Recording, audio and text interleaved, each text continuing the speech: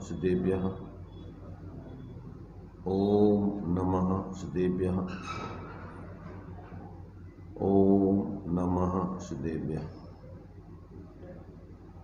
मंगलम भगवान वीरो मंगलम गौतम मुनि मंगलम कुंद कुंदाख्यो जैन धर्मोस्तु मंगलम सर्वमंगल मांगल्यम सर्वकल्याणकारकम प्रधानम सर्वधर्माणां जैनं जयतो शासनम् जैनं जयतो शासनम्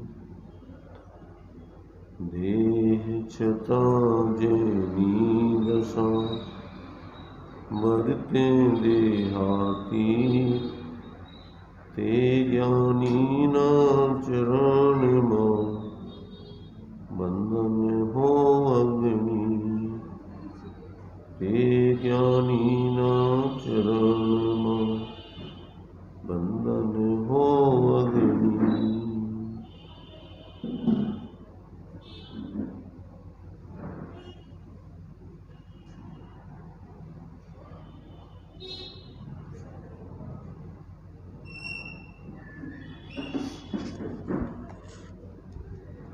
चर्चा अपनी स्वानुभूति दर्शन के माध्यम से प्रश्न और उत्तर अथवा शंका समाधान के रूप में चल रही है। 538 नंबर तक के प्रश्नों की चर्चा अपनी हो गई थी।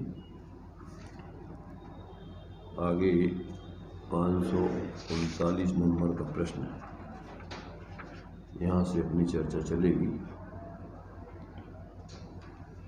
538 नंबर का प्रश्न था, ज्ञायक की मैत्री प्रकट करे उसके ज्ञान नय और क्रिया नय की मैत्री होती है। इसकी चर्चा अपन ने पिछले बार विस्तार से की थी। इसके आगे प्रश्न है, सुप्रभात से अर्थात सम्यक दर्शन से लेकर केवल ज्ञान तक की समस्त पर्यायों में स्वयंभूपना ग्रहण किया तो अन्य का अवलंबन थोड़ा बहुत होगा या नहीं? क्या प्रश्न है? सुप्रभात, सुप्रभात माने मंगल सवेरा। सुप्रभात अपन बोलते नहीं बोलते, लोगों को बोलते हैं सुप्रभात आपके लिए। सुप्रभात का मतलब होता है मंगल सवेरा, सुबह प्रातः, आपकी प्रातः मंगल प्रातः हो गई। आत्मा की मंगल प्रातः कब होती है? जहाँ से आत्मबोध होता है, सम्यक दर्शन की प्राप्ति हो जाने के बाद सुप्रभात होता है, सवेरा हो जाता है। तो यहाँ कहते हैं कि सुप्रभात माने मंगल सुबह, यानी सम्यक दर्शन से लेकर केवल ज्ञान तक की समस्त पर्यायों में स्वयंभूपना ग्रहण किया तो अन्न का अवलंबन थोड़ा बहुत होगा या नहीं? ये प्रश्न है। इसका उत्तर जो है बहुत शॉर्ट में दिया हुआ है, मिल गया सबको? पढ़ेंगे। अन्य किसी का अवलंबन नहीं है, एक स्वयंभू आत्मा का ही अवलंबन है। स्वयंभू आत्मा स्वयं से स्वतः सिद्ध है एवं साधक को स्वयंभू आत्मा के सिवा और किसी का अवलंबन नहीं है।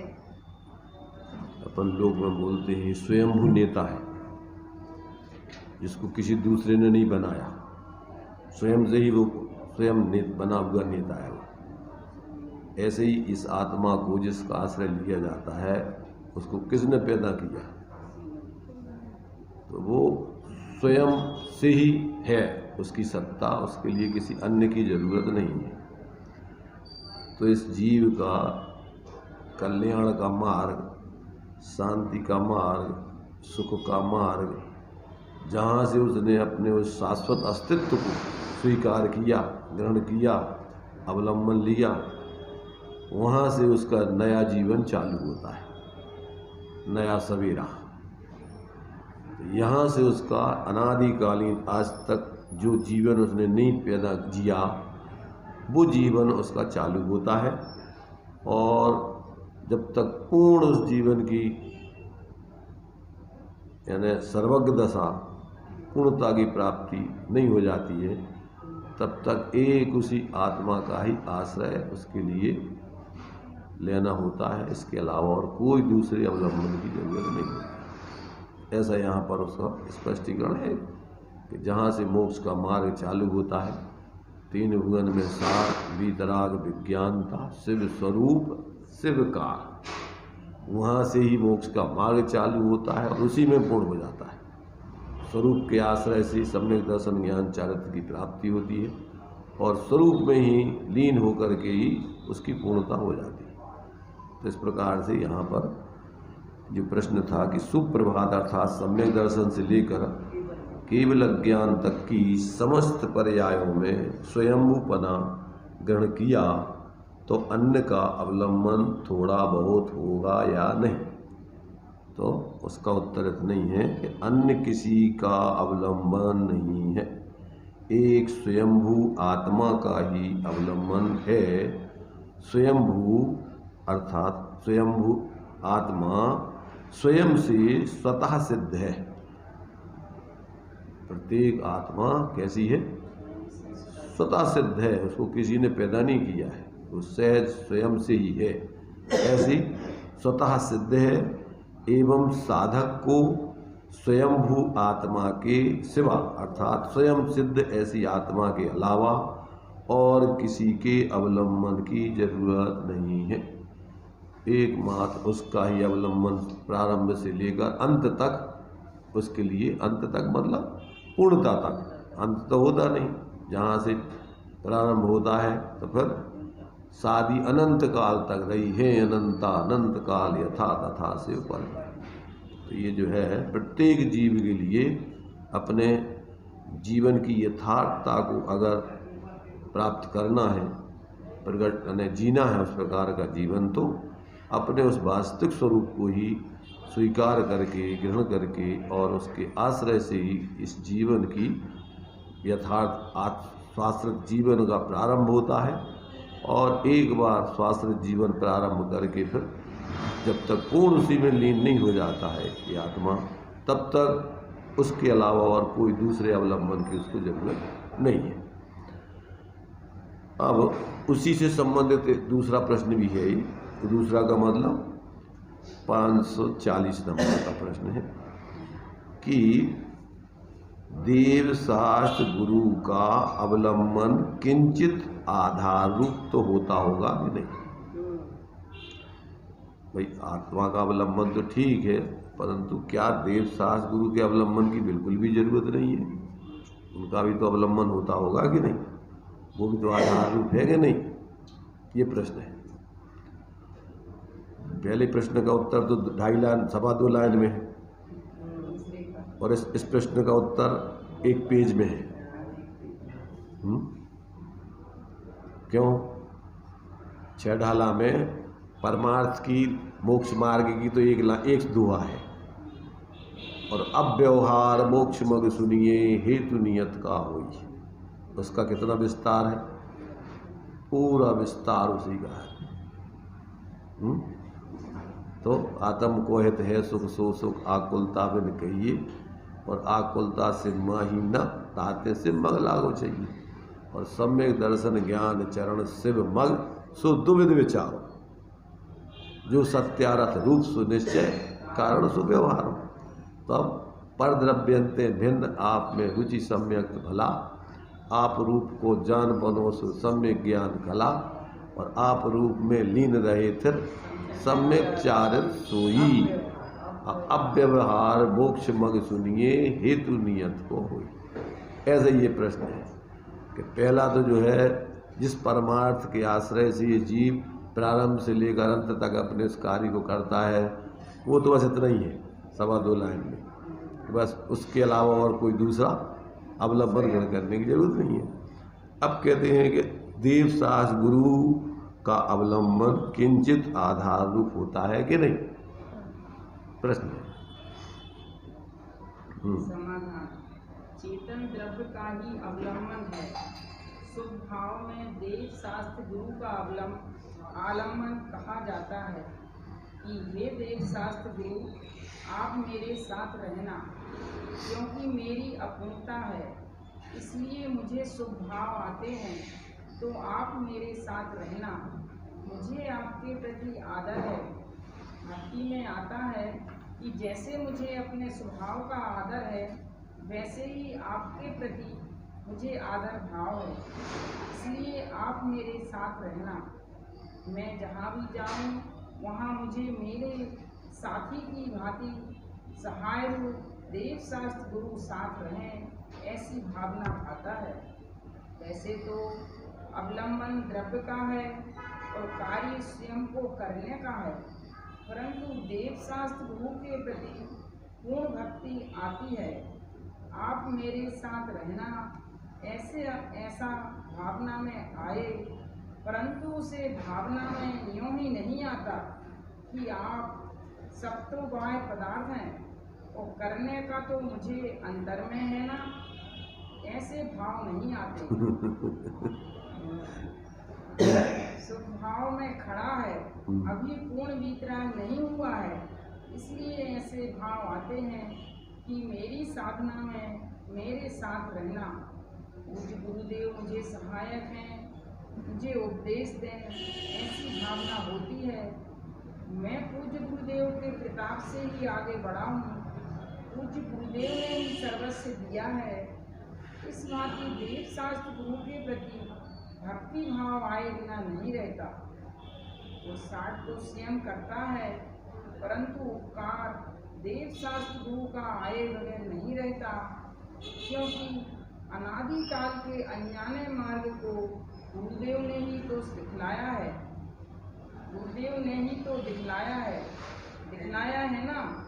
द्रव्य अनादि अनंत शुद्ध होने पर भी परिणति को पलटाने में जो पुरुषार्थ होता है उसमें देव शास्त्र गुरु निमित्त रूप से मौजूद रहते हैं। अनादि का निमित्तिक संबंध ऐसा है कि अनादि से जिसे स्वयं नहीं समझ पाया उसे पहली बार समझे, तब वहाँ देशनालब्धि अवश्य होती है और उसमें देव या गुरु का प्रत्यक्ष निमित्तत्व होता है। कार्य अपने से होता है, परंतु उपादान निमित्त का संबंध रहता है। अनादि मिथ्या दृष्टि को जब प्रथम देशनालब्धि प्राप्त होती है, तब उस वक्त देव अथवा ज्ञानी गुरु प्रत्यक्ष निमित्त होते हैं, इसलिए प्रत्यक्ष का उपकार कहने में आता है। बहुत लंबा चौड़ा उत्तर है। व्यवहार का बहुत लंबा चौड़ा विस्तार है। इसमें जीव जो है, क्योंकि साधक अवस्था में ज़्यादातर व्यवहार में ही रहता है, परमार्थ परिणति में चलता है और उपयोग में ज़्यादातर उस व्यवहार में जीव को रहना पड़ता है। यहाँ पर देखिए इतना जो दिया है, अभी थोड़ा सा उसका उत्तर बाकी रह गया है, कल्पना बेन पढ़ेंगी बाद में। अभी तो इसका जितना अपन ने पढ़ लिया उसका अपन करते हैं विचार। देखो अपन पढ़ते हैं, शुद्धातम अरु पंच गुरु जग में शरणा दोय, मोह उदय जिय के वृता आन कल्पना होय। क्या अर्थ होता है? शुद्धातम अरु पंच गुरु जग में शरणा दोय और मोह उदय जिय के वृथा आन कल्पना होय। इस जीव के लिए परमार्थ से एक अपनी शुद्धात्मा और व्यवहार में पंच परमेष्ठी अथवा देवसास गुरु, ये दो ही चरण हैं। क्योंकि अनादिकाल से जीव को मार्ग पता नहीं है, देखा नहीं, तो उस मार्ग को बताने वाले कौन है?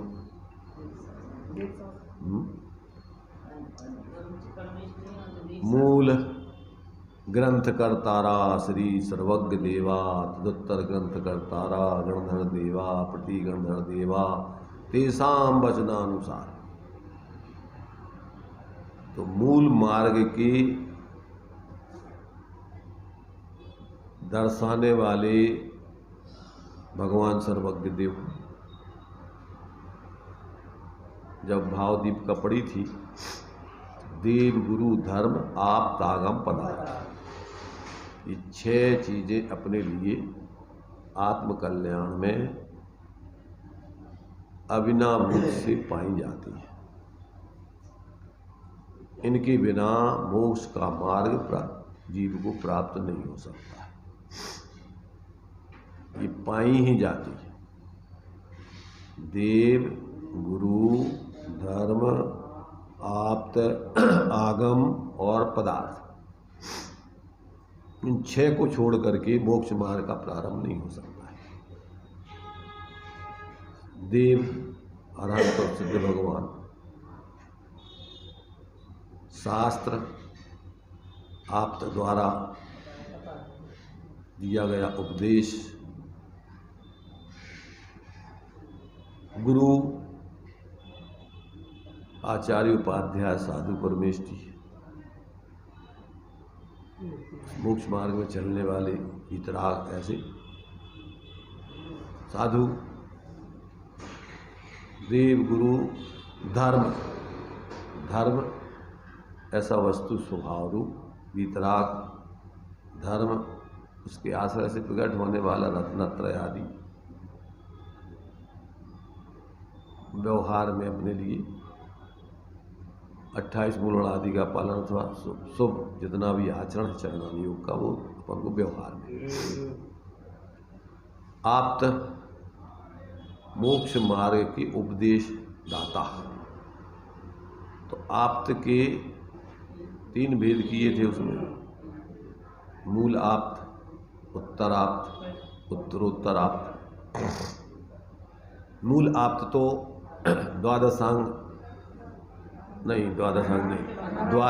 द्वादश सभा में उपदेश देने वाले ऐसे समूह शरण में विराजमान तीर्थंकर देव, अरहंत नहीं तीर्थंकर। अरहंत का उपदेश दाता देना जरूरी नहीं है, अरहंत का तीर्थंकर भगवान उपदेश दाता है। वे धर्म तीर्थ के प्रवर्तक हैं, इसलिए मूल आप्त तीर्थंकर भगवान, 12 सभाओं में उपदेश देने वाले ऐसे तीर्थंकर भगवान। उत्तर आप्त हैं गणधर देव, इनके लिए लाइसेंस है काय का उपदेश देने का। ये जैसे लोक में ISI का मार्ग होता है, ISI का मार्ग होता है, ऐसे यहाँ पर जो है मोक्ष मार्ग में मूल ग्रंथ कर्तारा सर्वज्ञ देव तीर्थंकर भगवान, उनका नियोग होता है।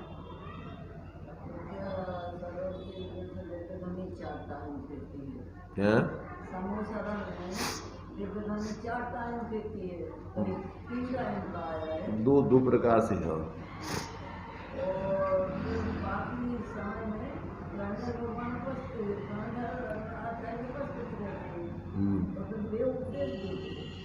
हाँ, शंका समाधान गणधरों के द्वारा होता रहता है। फिर बाकी समय भी कोई विशेष भाग्यवान जीव आ जाए तो अतिरिक्त भी दिव्यध्वनि भगवान की कीर्ति है।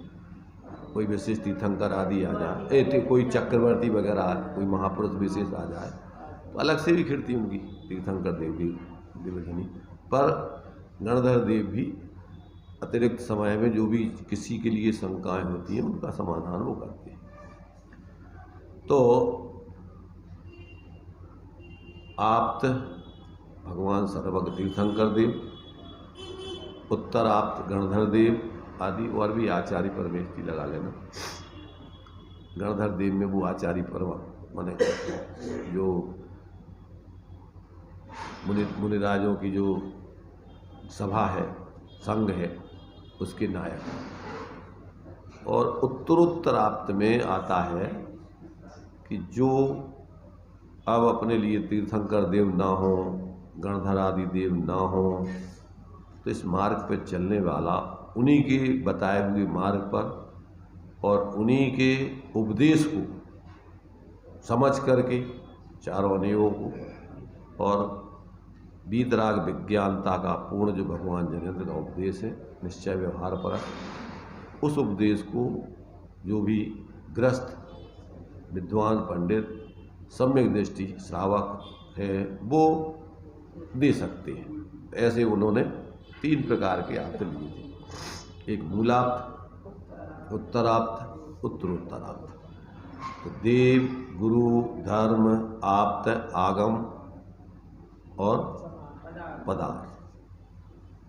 पदार्थों में अपने लिए कितने पदार्थ? 9 पदार्थ, 7 तत्व, 9 पदार्थ। उनका उपदेश मोक्ष मार्ग में अपने लिए प्रयोजनभूत है। ऐसा इन 6 चीज़ों को मोक्ष मार्ग में समझना जरूरी है। इनका अपने सानिध्य या इनका अपन को निमित्तत्वपना होता ही है। तो अब यहाँ पर अपने लिए क्या है, उसी से संबंधित ये प्रश्न है। कौन सा? कि देव शास्त्र गुरु का अवलंबन किंचित आधार रूप होता है। तो उसमें जो उत्तर पन्ने अभी तक पढ़ा कि चेतन द्रव्य का ही मूल में तो अवलंबन होता है। शुभ भाव में देव शास्त्र गुरु का अवलंबन कहा जाता है। हे देव शास्त्र गुरु, आप मेरे साथ रहना। आप मेरे साथ रहना का मतलब क्या हुआ? अर्थात जब जब भी अपने लिए बाही में विकल्प आवे, तब तब अपन बाहर में सच्चे देव शास्त्र गुरु के प्रति बहुमान आदि, भक्ति, सानिध्य आदि आदि बाहर में करें। ये 6 चीजें अपन समझ लो। इन 6 का अवलंबन बाहर में देव, अपन जो 6 आवश्यक मुनिराजों के बतलाए हैं, तो उसमें क्या क्या है?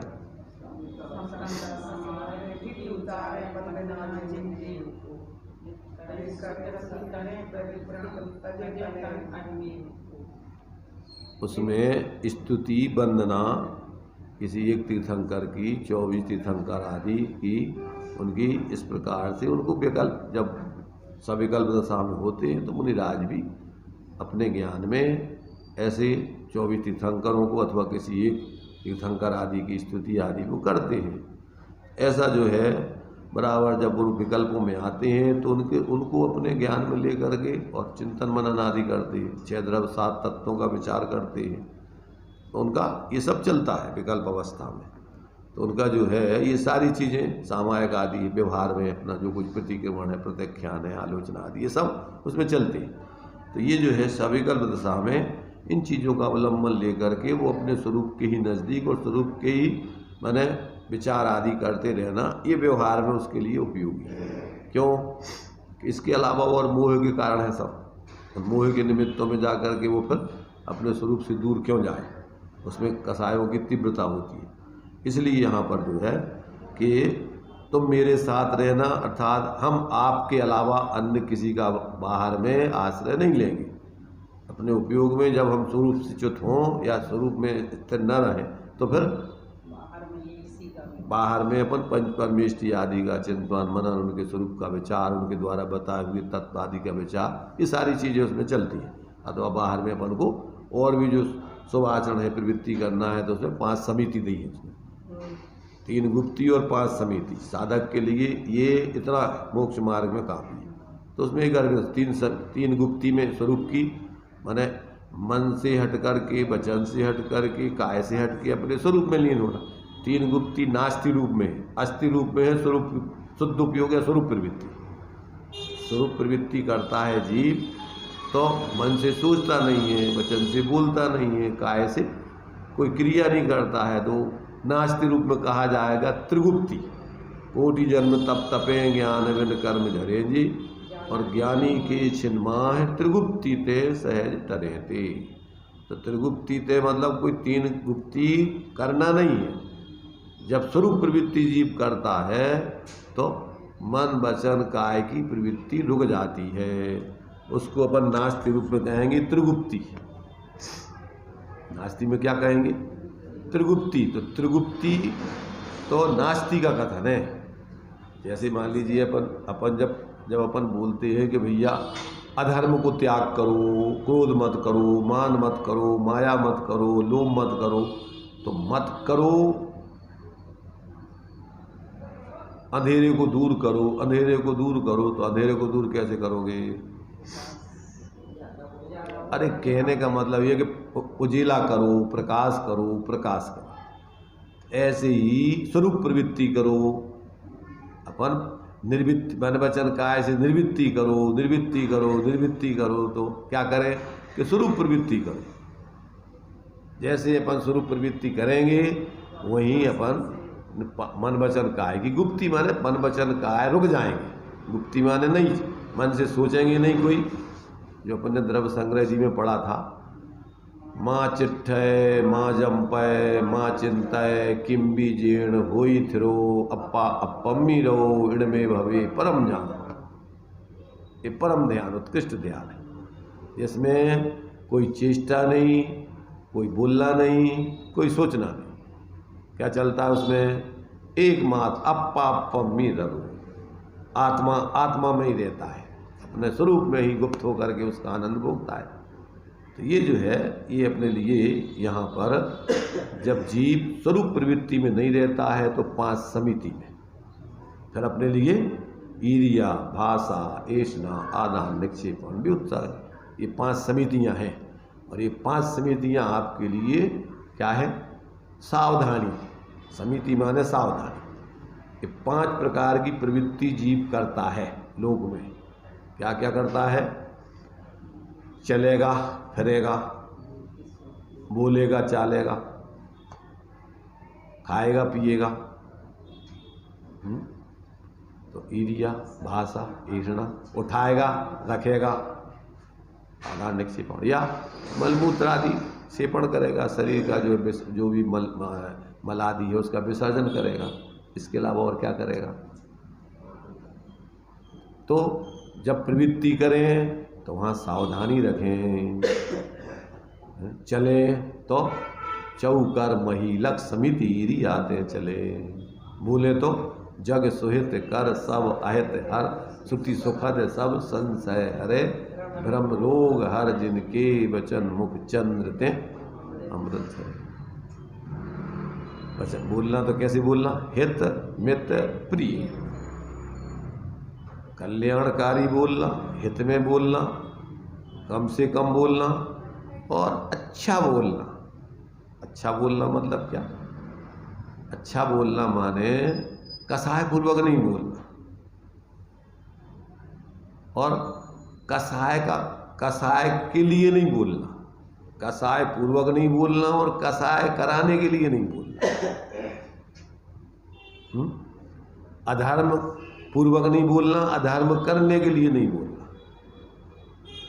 तो हित मित प्रिय, इस प्रकार से बोलने में अपने लिए तो ईर्ष्या, भाषा, ऐषणा, आदान निक्षेपण, उठाओ तो सावधानी पूर्वक, रखो तो सावधानी पूर्वक। और जब भी अपन शरीर की जो भी जो अपने लिए कार्य करना है मलमूत्र आदि क्षेपण का, तो उसमें आप सावधानी से अन्य जीवों की हिंसा आदि ना हो, वो सावधानी रख करके करना। तो ये अपने लिए सावधानी शुभ भाव है। दो प्रकार की सावधानी होती, एक निश्चय से अपने स्वरूप में ही संपूर्ण प्रवृत्ति छोड़ के स्वरूप में प्रवृत्ति करना, ये मूल सावधानी अप्रमाद दशा है। व्यवहार में आप जो दोष हैं गुणों माने अपने लिए व्यवहार वृत्तों में उनमें दोष न लगाएं, अतिचार आदि न लगाएं, अनर्गल परिवर्तन न करें, ये सावधानी कहलाती है। निश्चय से सावधानी अपने स्वरूप प्रवृत्ति करना है, वो अप्रमत्त दशा है। और व्यवहार में जब भी प्रवृत्ति करें तो सावधानी पूर्वक करें, उसमें वृत्त आदि में दोष ना लगें, अन्य किसी जीव की हिंसा आदि ना हो और अपने अंदर भी प्रमाद आदि ना हो, इस प्रकार का प्रवर्तन करें। तो ये जो है अपन को इन सब बातों का व्यवहार में विवेक रख करके परिवर्तन करना, ये अपने लिए शुभ भाव है। साधक के जीवन में अपने शुद्ध स्वरूप की आराधना के साथ साथ जब तक वो पूर्ण वितराग नहीं हुआ है तो 7 चीज़ों का सदुपयोग करने का अपन ने भाव दीपिका में पढ़ा था। क्या ध्यान में? तन मन धन वचन मन विषय कसाय ज्ञान। 7 चीज़ों का सदुपयोग कौन कौन सा? तन मन धन वचन ज्ञान कसाय और विषय, ये 7 चीज़ों का अपन को सदुपयोग करना। मन का सदुपयोग, तन का सदुपयोग, वचन का सदुपयोग, गृहस्थ अवस्था में है तो धन का सदुपयोग, तो ये अपने लिए, और अपना ज्ञान का सदुपयोग, अपनी कसायों का सदुपयोग, कसाय का सदुपयोग, ये भी विचित्र स्थिति है। कसाय का सदुपयोग तो कैसे लगता है कि कसाय का भी सदुपयोग होता है? अरे भाई, दान पूजा भक्ति नहीं, बिना कसाय की प्रवृत्ति होती नहीं है। बाहर की प्रवृत्ति, बाहर की सारी प्रवृत्ति कसाय पूर्वक होती है। अब कसाय पूर्वक प्रवृत्ति 2 प्रकार से होती है, एक तो ज्ञान के साय में और एक कसाय की ऊर्ध्वता में। क्या कहा? एक होती है, जैसे अपन ऐसा कहें, एक होती है चिंता और एक होता है चिंतन। एक है चिंता और एक है चिंतन। तो इन दोनों में कसाय के काम तो हैं। चिंतन में आपका ज्ञान ऊर्ध्व होता है। ज्ञान कसाय का माने कसाय ज्ञान का अनुकरण करती है। चिंतन में क्या होता है? कसाय ज्ञान का अनुकरण करती है और चिंता में ज्ञान कसाय का अनुकरण करता है। क्या कहा? चिंतन में ज्ञान कसाय का अनुकरण, चिंतन में कसाय ज्ञान का अनुकरण करता।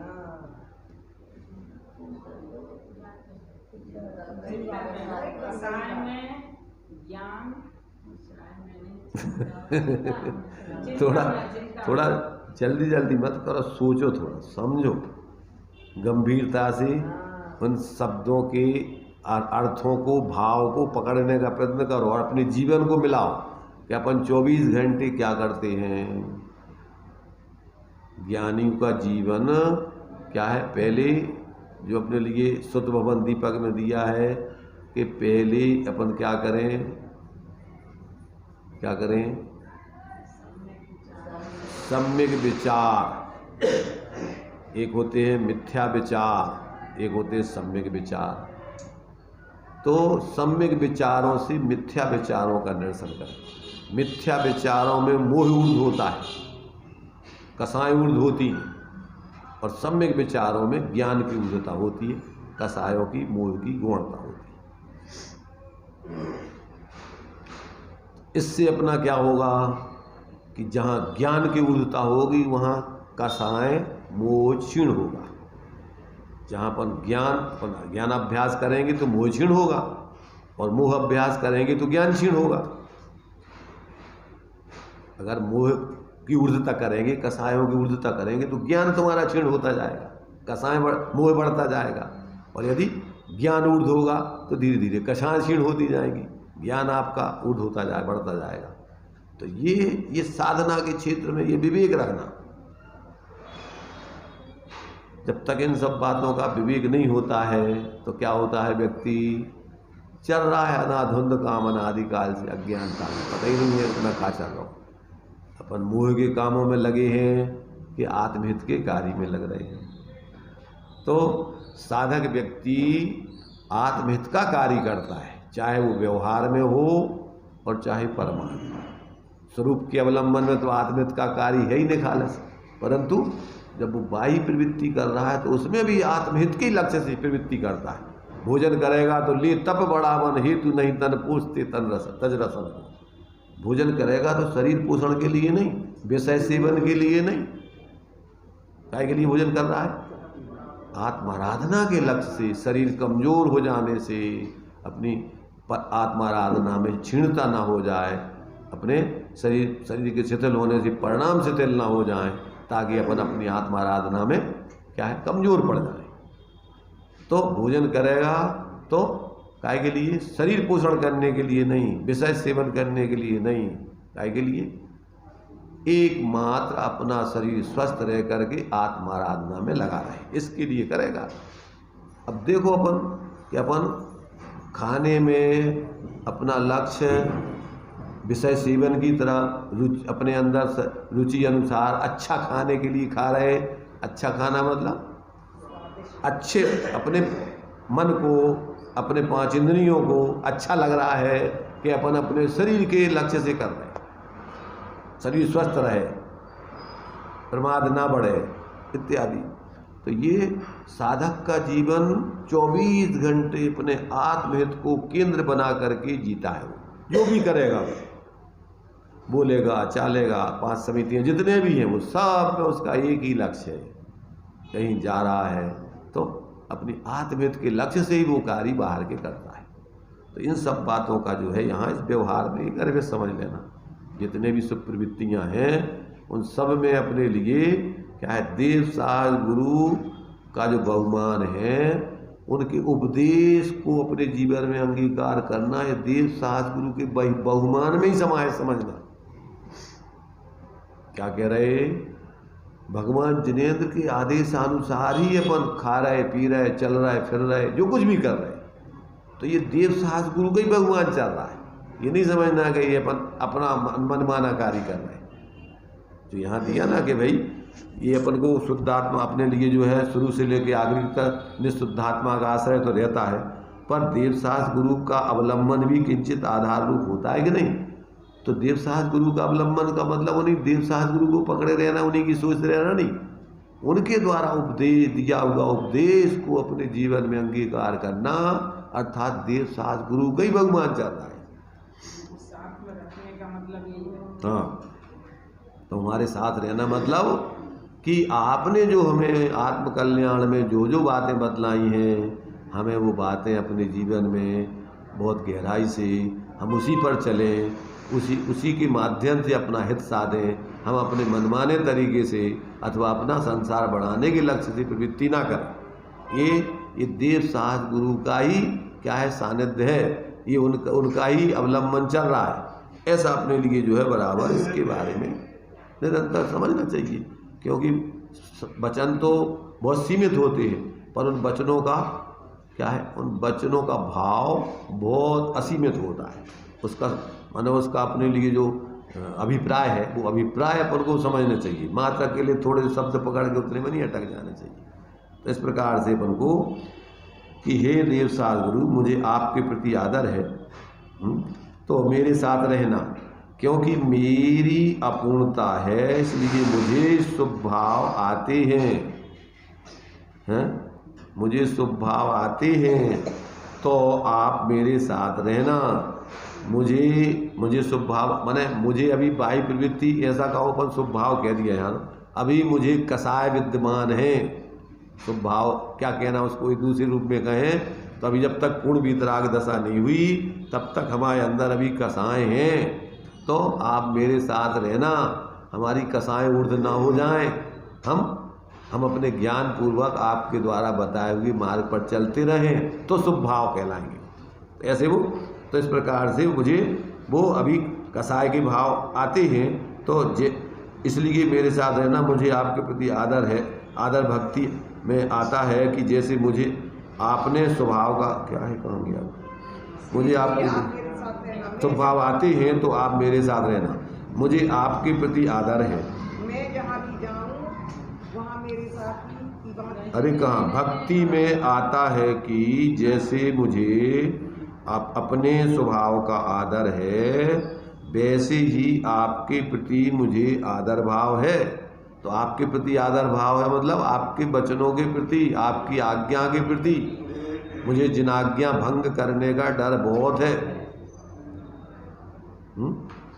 तो इसलिए आप मेरे साथ रहना, मैं नहीं भी जाऊं, हाँ जहाँ भी जाऊं, मैं जहाँ भी जाऊं वहाँ मुझे मेरे साथ की भांति सहाय रूप देव सास गुरु साथ साथ रहे, माने उनकी आज्ञा हमारे सिर माथे रहे, हम उनकी आज्ञा में ही चलें, हम अपने मनमाने तरीके से प्रवृत्ति नहीं करें।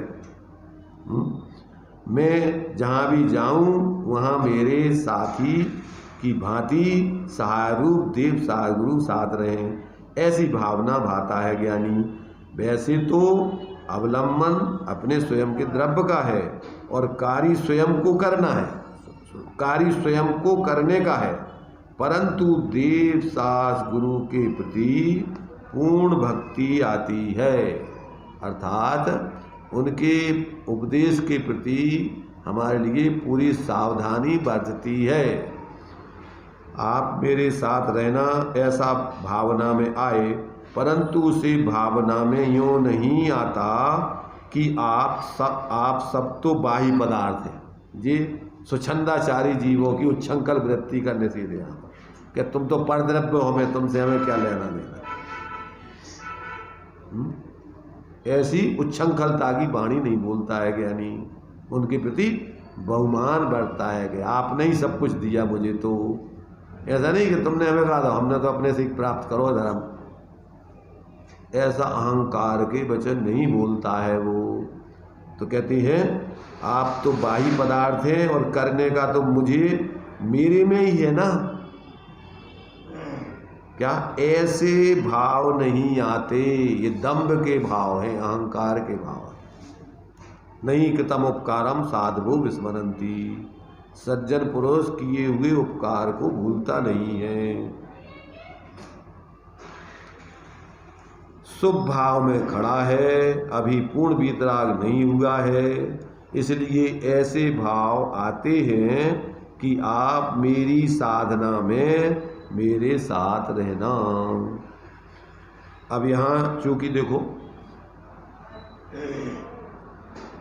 इस पंचम काल में उत्कृष्ट रूप से सर्वज्ञ भगवान तो है नहीं, और गुरुओं का भी बीच बीच में विरह होता रहता है, गुरु भी बहुत मुश्किल से मिलते हैं, और वो हैं भी तो बहुत विरल हैं।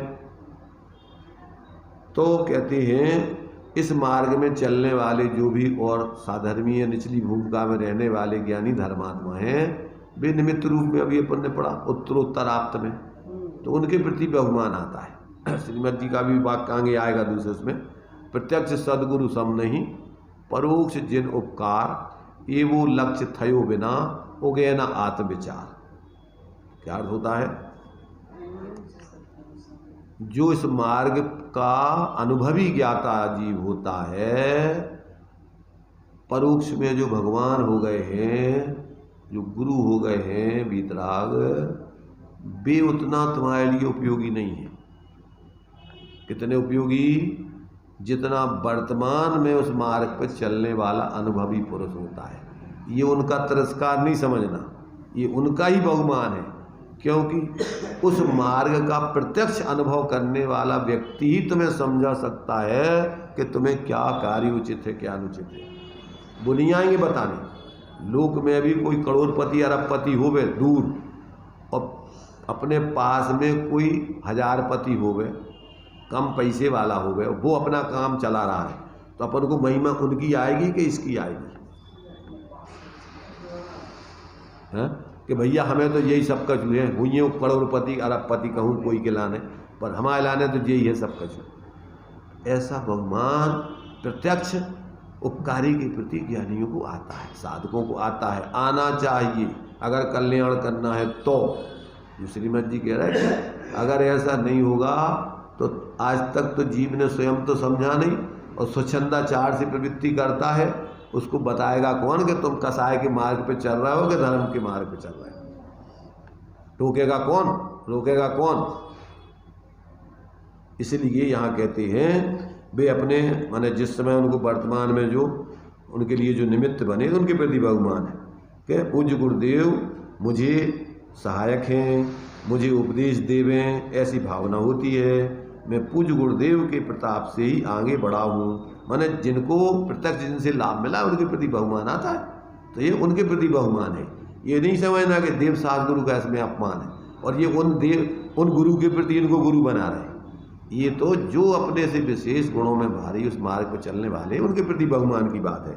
तो ये पूज्य गुरुदेव ने ही सर्वस्व दिया है, तो ये उनके प्रति बहुमान है। गुरुदेव कह रहा है मैं उनका दासानुदास हूँ, मैं गुरु नहीं हूँ अभी, वो कोई देव सास गुरु वाले गुरु हैं, मैं तो अभी कुछ नहीं हूँ उनके सामने, मैं तो एक अवेरा सामान्य श्रावक हूँ। पर इनके लिए उनके प्रति बहुमान, लोगों को उनके प्रति अति नहीं करना पड़ा। इस मार्ग में अति के लिए कहीं गुंजाइश नहीं, अपनी सीमा में रहकर मर्यादा में रहकर तो उनके प्रति बहुमान करो, अर्पण करो, सब कुछ करो, उनके आधार पर चलो, पर व्यवहार में व्यवहार का उल्लंघन नहीं करना, जो मर्यादाएं हैं उस मर्यादाओं में रहना। तो वर्तमान में उच्छृंखलता बहुत है लोगों में, इसलिए इस सावधानी हर जगह रखने की जरूरत है। तो यहाँ कहते हैं कि इस भांति देव सास गुरु के प्रति भक्ति भाव आए बिना नहीं रहता। पुरुषार्थ तो स्वयं करता है, परंतु उपकार देव सास गुरु का आए बगैर नहीं रहता, क्योंकि अनादिकाल के अनजाने मार्ग को वो साधक जीव ही तो दिखलाया करते हैं। यानी यहाँ पर जिनको उनको जिससे मिला तो कहते हैं उन्होंने तो हमें दिखलाया है, अनादिकाल के अनजाने मार्ग को हमें गुरुदेव ने ही तो दिखलाया है। द्रव्य अनादि अनंत शुद्ध होने पर भी, द्रव्य स्वभाव अनादि अनंत शुद्ध होने पर भी परिणति को पलटाने में जो पुरुषार्थ होता है उसमें देव सास गुरु निमित्त रूप से मौजूद रहते हैं। मोक्ष मार्ग में देशना लब्धि का महत्व है। क्षयोपशम विशुद्धि देशना, बिना देशना के व्यक्ति मोक्ष मार्ग में परिवर्तन नहीं कर सकता है। तो प्रत्यक्ष में या तो प्रत्यक्ष देव हो और या फिर गुरु हो, और उन्हीं के द्वारा उपदेशित वो जो उपदेश है वही शास्त्र है। फिर आप्त के वचनों को शास्त्र कहते हैं। तो ये जो है इस प्रकार देव सास गुरु निमित्त रूप से मौजूद रहते हैं। अनादि का निमित्त नैमित्तिक संबंध ऐसा है, कैसा है कि अनादि से जिसे स्वयं नहीं समझ पाया उसे पहली बार समझे तब वहाँ देशना लब्धि अवश्य होती है, और उसमें देव या गुरु का प्रत्यक्ष निमित्त तत्व होता है। या तो साक्षात सम्मोषण हो या फिर उस मार्ग के अनुभवी ज्ञाता ज्ञानी गुरु हो, वो आपके लिए बताएंगे, उनका निमित्त होगा ही होगा। कार्य अपने से होता है, परंतु उपादान निमित्त का ऐसा ही संबंध रहता है। अनादि मिथ्या दृष्टि को जब प्रथम देशना लब्धि प्राप्त होती है तब उस वक्त देव अथवा ज्ञानी गुरु प्रत्यक्ष निमित्त होते हैं। इसलिए प्रत्यक्ष गुरु का उपकार कहने में आता है, ऐसा जानना चाहिए। पढ़िए आगे।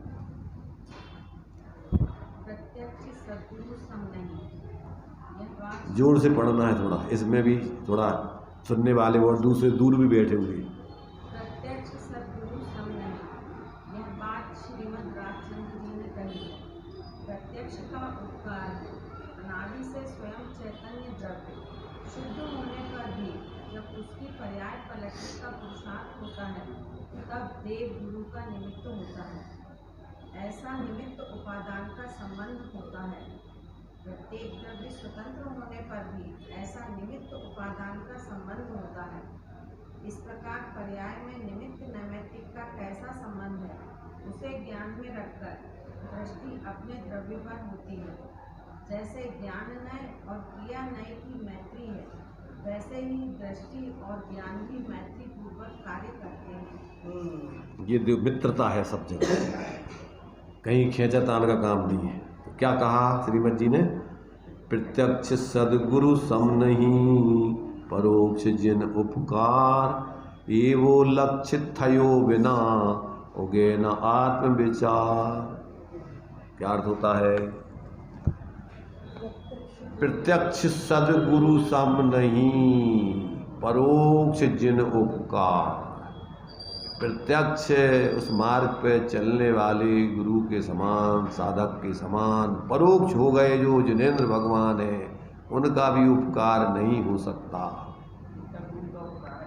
जितना प्रत्यक्ष में उस मार्ग पर चलने वाले व्यक्ति, जीव या गुरु तुम्हारे लिए उपकारी हो सकते हैं, होते हैं।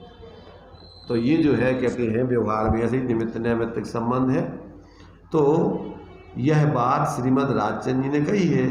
प्रत्यक्ष का उपकार है, अनादि से स्वयं चैतन्य द्रव्य शुद्ध होने पर भी जब उसकी पर्याय पलटने का पुरुषार्थ होता है तब देव गुरु का निमित्त होता है।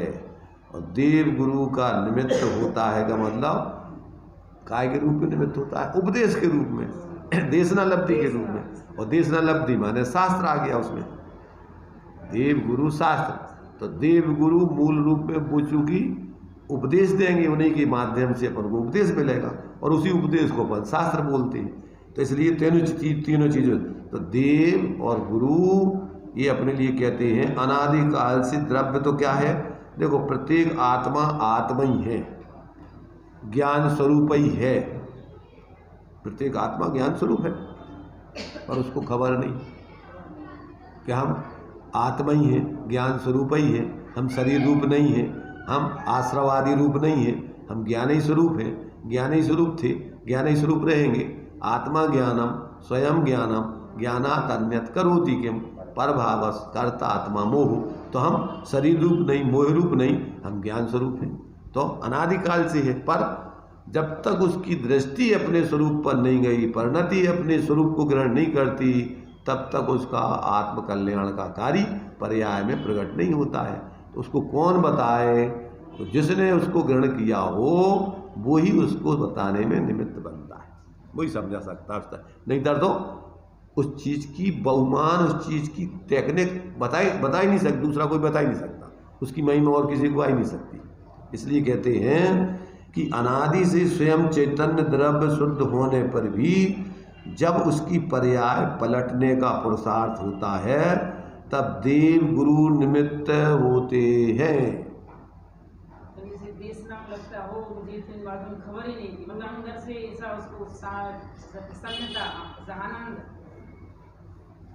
वो क्या है कि वो आनंद और वो उस प्रकार का बहुमान उसी को आ सकता है जिसको उसका लाभ होता है, अन्यथा तो ठीक है।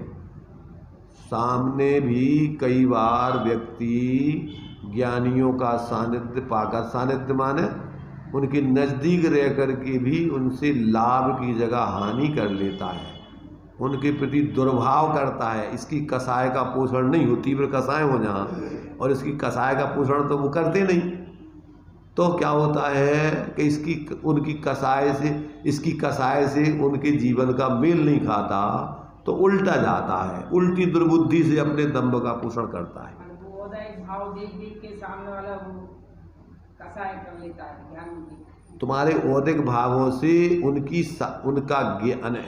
साधना या उनका जीवन मेल नहीं खाता, क्योंकि वो तो तुम्हारी कसायों के विपरीत पड़ते हैं, उल्टे पड़ते हैं, और वो तुम्हें सुहाता नहीं है।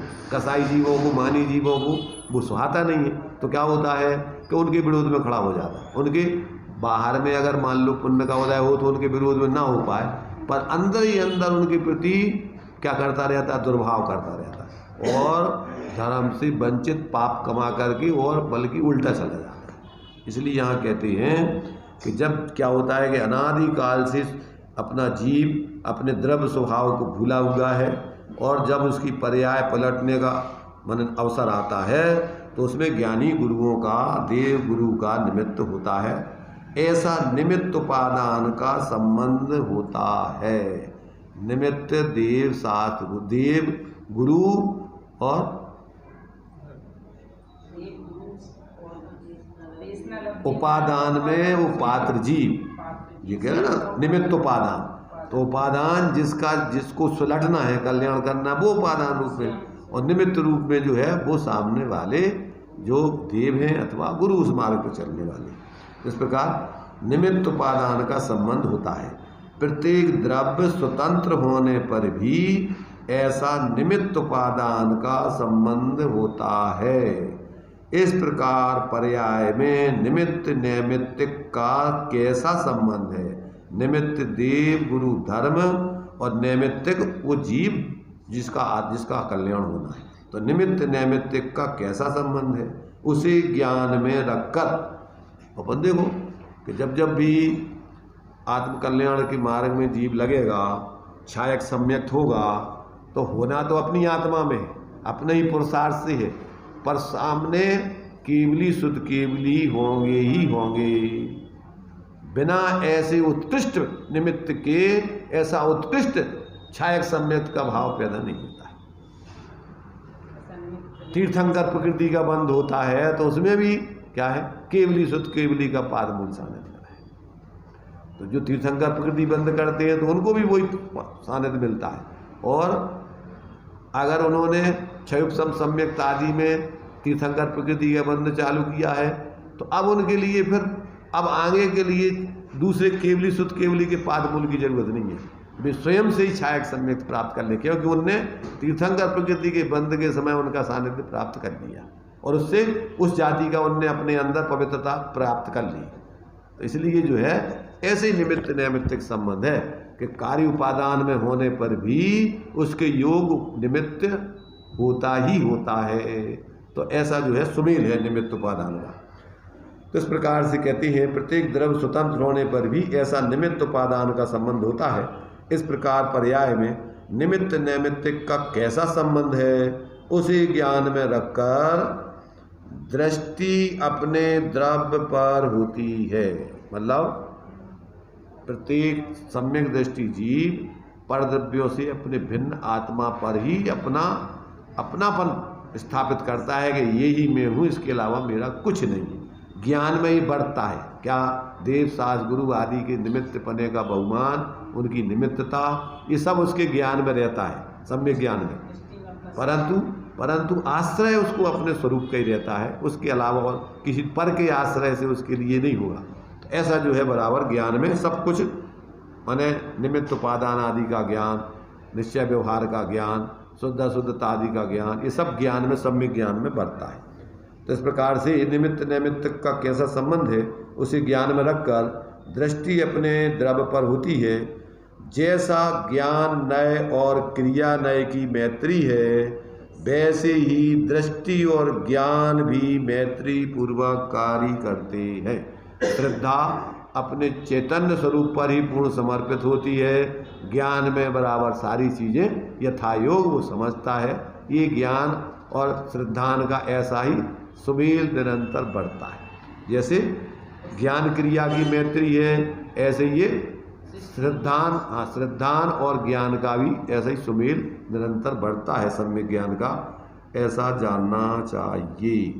तो इस प्रकार से जो अपने लिए प्रश्न था उस प्रश्न का इसमें जो उत्तर दिया है उस उत्तर के संबंध में थोड़ा बहुत अपन ने विचार किया। किसकी कितना समझ में आया ये तो प्रत्येक जीव स्वयं समझे। जितना भी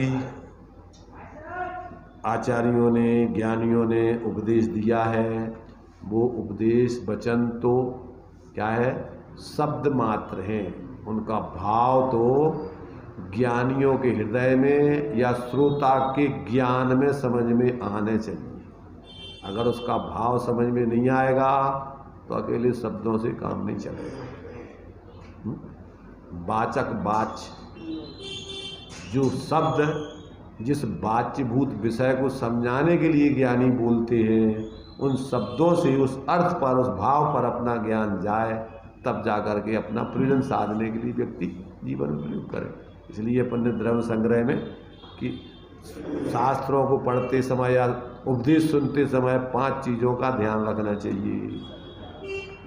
उस शब्दों का अर्थ समझें, कौन सी विवक्षा से कौन सा शब्द कहा जा रहा है, शब्दार्थ, नयार्थ, किस मत के संबंध में ये बात कही जा रही है, तो शब्दार्थ, नयार्थ, मतार्थ, और आगम में इस संबंध में क्या क्या कहा गया है, किस रूप में कहा गया है, और इसके बाद में अब इसमें से अपन को अपना हित साधने के लिए उसमें से क्या निकालना है, अपन को उसमें से क्या घटित करना है, ऐसा बराबर उसका भाव पकड़ में आए और अपन अपने जीवन में उस भाव को प्रयोग करके अपने हित में लागू करें, तो तुमने समझो उपदेश सुना, समझा और तुम्हारा हिस्सा देगा। ये तुम्हारा इस एक प्रश्न का अपन ने पिछली बार एक प्रश्न का उत्तर अपन ने समाधान पढ़ा था। अब की बार एक प्रश्न अपन ने छोटा सा था, पर मूल प्रश्न तो वही था। ये साथ में सहचरभूत उत्तर प्रश्न था, उसका अपन ने दोनों प्रश्नों का ये इस संग का समाधान या प्रश्नोत्तर के रूप में विचार किया, तो अपने जीवन में घटित करना इसको। अभी अपना टाइम हो गया और इसमें अभी कोई समझ में नहीं आया हो तो कोई पूछ सकते, कोई शंका हो अगर और, तो बाकी तो वैसे स्पष्टीकरण अपन ने बहुत जितना हो सकता विस्तार में करने लगे। निज निधि निज में मताई, यह अनंत उपकार, उसके लिए जिन बाणी माँ को वंदना सत बार, वंदना सत बार।